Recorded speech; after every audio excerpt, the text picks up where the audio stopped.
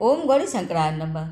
आज मैं इस वीडियो में प्रदोष व्रत के बारे में पूरी जानकारी देने वाली हूँ। आप सब लोग मेरे वीडियो के अंत तक बने रहिएगा और भगवान जी का नाम जरूर लिखिएगा।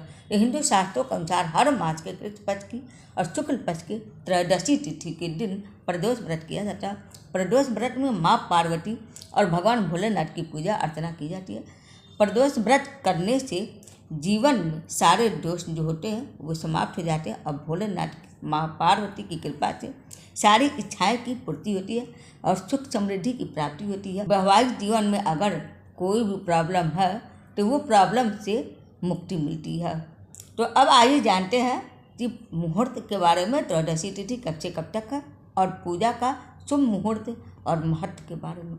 वैशाख शुक्ल पक्ष त्रयोदशी तिथि की शुरुआत 9 मई के दिन दोपहर 2:55 से और उसकी समाप्ति 10 मई शाम 4:23 पर हो जा रही है। त्रयोदशी तिथि की समाप्ति। तो त्रयोदशी तिथि का व्रत जब भी करते हैं तो प्रदोष काल का महत्व ज़्यादा रखते हैं। तो प्रदोष काल का समय देखते हुए त्रयोदशी तिथि का व्रत रखेंगे 9 मई दिन शुक्रवार को।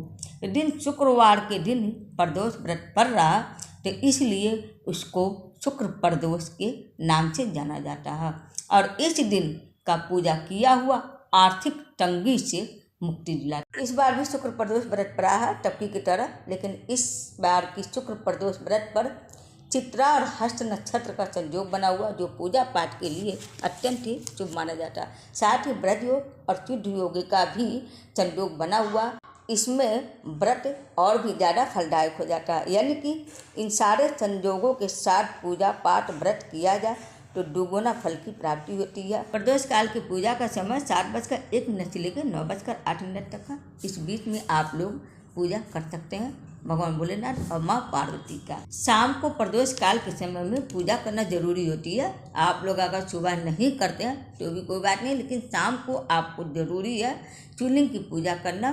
तो शिवलिंग के प्रदोष काल के समय में पूजा करने के लिए आप लोग पंचामृत से भगवान भोलेनाथ का अभिषेक कीजिए।